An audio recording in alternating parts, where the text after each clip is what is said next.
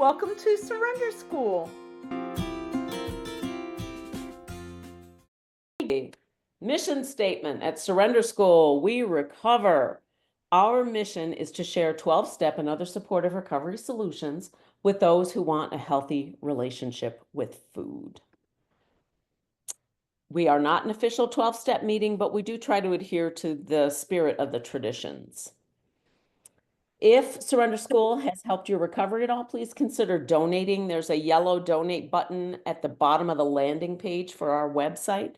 We have Zoom costs and website hosting costs and insurance, and we're planning the retreat.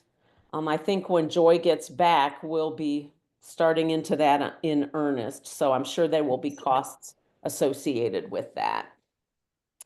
All right, let's take a moment to come into the room, leave the rest of the day outside, and take a couple of deep breaths.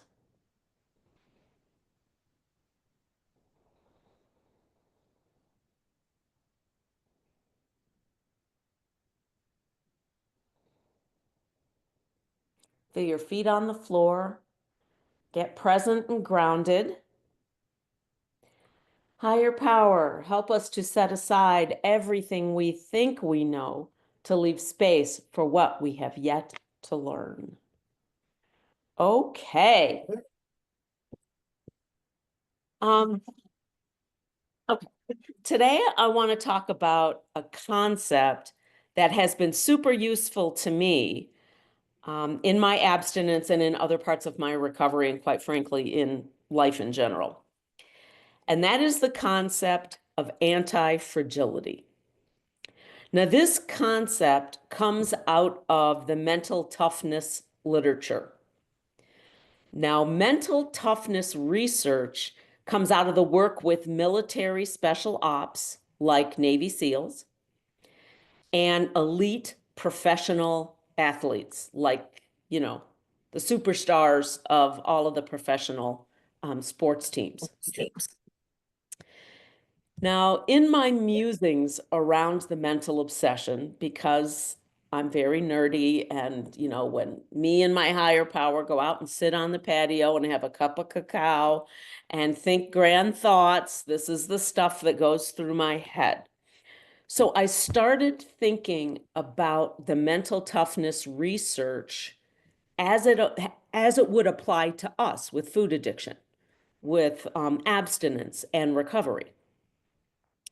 Now, I know from my own experiences of the recovery relapse cycle that the physical allergy did not have anything to do with why I relapsed after years of abstinence.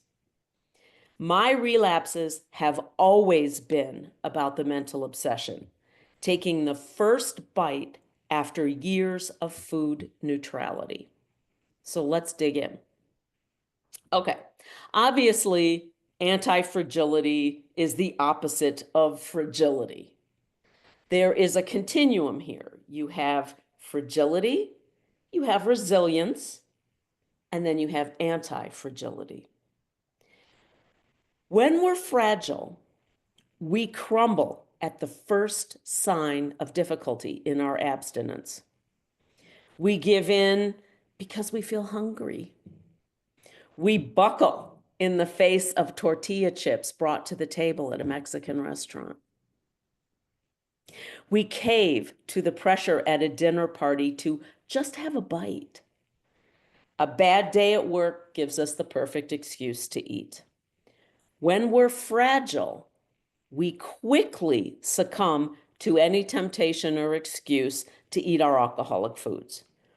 We never really get abstinent in any meaningful way. We tell ourselves, what's the point? I'll never be able to stay abstinent. Why even try? So that's a fragile approach to abstinence and recovery. Now, when we're resilient, we are able to resist our addiction's demands to give up and eat. We're able to remain abstinent even in difficult situations or circumstances. We tell ourselves that abstinence and recovery are important to us, and we act accordingly. But if enough pressure, stress, and or temptation is applied, we will eventually fall off the wagon and eat, which, of course, opens the door to a full-blown relapse. Now, an anti-fragile approach is something different. Being anti-fragile means I get stronger each time I'm knocked down, not weaker, but stronger. Fall 7, rise 8. The worse I feel, the more committed I am to my abstinence. Fucking bring it on is my mantra. Now, a less profane mantra would be obstacles make me stronger. Brian Johnson calls this OMS, OMMS, obstacles make me stronger. Regardless of the mantra, I fight all the way to the ground and I never give up. Does this mean I win every time? Absolutely not. But I fight all the way to the ground. But what I tell myself is very different when I fall. Epictetus said something really brilliant about this issue because all those Stoic philosophers were really into sports. And so this is his quote. What kind of boxer are you if you leave the ring because you get hit? We have to expect the hit, the problem, the glitch, the temptation, the obstacle. Because this is what it means to be in food recovery. Remember, success feeds on failures. I'm sorry, I'll say that again. Success feeds on failures. I tell myself to use everything, breaks in my abstinence included, as fuel for my recovery fire. The wood for this fire is the break, is the relapse. That is the fuel for my recovery. It is not a drowning bucket of water on my fire. It's a very different way of looking at this stuff. In his book, The Undefeated Mind, Alex Lickerman tells us that with an undefeatable mind, we are, quote, absolutely resolute in the knowledge that although we cannot control what happens to us, we can obtain the greatest possible benefit from each obstacle we encounter. He goes on to say, an undefeated mind isn't one that never feels discouraged or despairing, because that would not be human. It's one that continues on in spite of feeling that way. This is extremely important. We have to remember that we are not beaten just because we feel bad. Feeling bad is part of being alive. It's normal. And I think a lot of people in recovery, but I think in food recovery specifically, believe that somehow there's going to be this switch and it's going to be easy to be abstinent. It's going to be easy to work the program in all our affairs. It's going to be easy to continue to grow and spiritually connect with our higher powers. They think that somehow they will be exonerated from the difficulties of life. And that is not, to me, that is not food recovery. That is fantasy. Food recovery is something we do in our life. It doesn't make life perfect. You know, it's helpful. Don't get me wrong. It's very helpful. Recovery is very helpful. but it doesn't mean we won't get depressed or despairing or feel like crap or put our foot in our mouth or whatever it is that we do. So you can see that this way of thinking is a paradigm shift from our typical victim addict thinking. We have a choice between victim and anti-fragile thinking. Victim thinking says, this shouldn't be happening. Anti-fragile thinking says, this challenge is a sign that I am on the recovery path. This is not a one and done choice.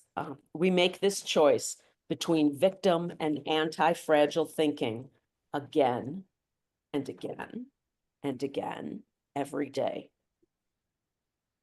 Anti-fragile thinking helps us meet the trainer. The trainer is reality with a capital R.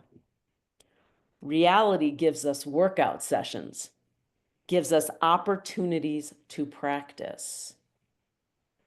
Practice helps us develop an intense trust in our ability to be abstinent no matter what happens. We earn this trust in ourselves through our actions, not what we tell ourselves, but through our actions.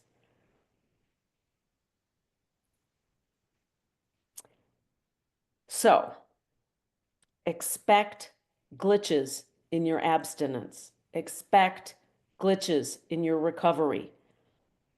Ask yourself, what is this problem teaching me? If we want long-term abstinence, we need to quit trying to avoid pain or trying to numb it. We need to move toward the discomfort so we can get the gift that lies within it. So I'm going to tell you a little bit of a personal story here. Hang with me. I decided to take up target shooting as a hobby. Now, I am afraid of guns. I've never shot a gun before. I didn't grow up in any of that, none of that. But Linda decides she's going to do this. So I'm afraid of guns, and quite frankly, I hate being afraid. I hate being afraid. So instead of running away from my fear, I ran towards it. It has been quite a learning process. I am learning to navigate and work with my adrenaline, not to run away when I feel fear. So I can see how this learning applies to my abstinence and recovery. It is natural for humans to run away from fear or perceived threat. That's just survival instinct. But my fear and threat perception is so much broader than just being attacked by a lion. I feel threat dozens of times a day in my life. The news, the climate, the economy, politics, aging, threat after threat after threat. I can't run away and hide under a rock from all of this stuff. So my version of running away and hiding was finding relief and safety in food. So I want to learn to move toward the discomfort, move toward the fear, move toward the adrenaline. And that's what they talk about in all the mental toughness literature with the special ops and, football players that are going out and being tackled by 375-pound giants. This is what they talk about. They don't run, they feel the fear going into it. Of course they do. I mean, it's just human, but they run toward it. They don't run away from it. And so running toward my discomfort is something that I'm trying to learn. And the target shooting was a great metaphor for me for learning this lesson. This approach to abstinence requires us to have a relentless solution focus, not a relentless pity party. When problems arise, we don't stay in the problem, bemoaning the fact that we even have it. Instead, we focus on the solution. What is it going to take to overcome this problem or obstacle? Ryan Holiday tells us in his book, The Obstacle is the Way, which I highly recommend, that, quote, the struggle against an obstacle inevitably propels the fighter to a new level of functioning. It's like if you want to become a better tennis player, you play with people who are better than you are so that you go up a level in your functioning. It means you're going to get beat a lot. But you do that so that you can move up your level of functioning because of the challenge you're getting. You see a challenge as a way to move up in your level of functioning, to improve your level of functioning, not as a sign that you're not doing it right or something is wrong or I should give up. It's none of that. So ask yourself, where am I blaming the outside world for my inability to stay abstinent? I'm going to read that question one more time. Where am I blaming the outside world for my inability to remain abstinent? Yes, this is scary. We are talking about a whole new approach to abstinence, and it's not a black and white one. David Reynolds tells us, quote, anyone who tells you they're never afraid is both stupid and a liar. Living an abstinent life means coping with the world in a whole new way without using food to cope. And we need lots of support to do this. Each other, the steps, our higher powers, we need a lot. We need to remember to have compassion for ourselves when we stumble. But we also need to remember that a stumble is not an excuse to give up. It's just a stumble. Remember, defeat comes not from failing, but giving up. And for today, let me share here. Can you repeat that last sentence because you got kind of muffled? Oh, sure. Defeat comes not from failing, but from giving up.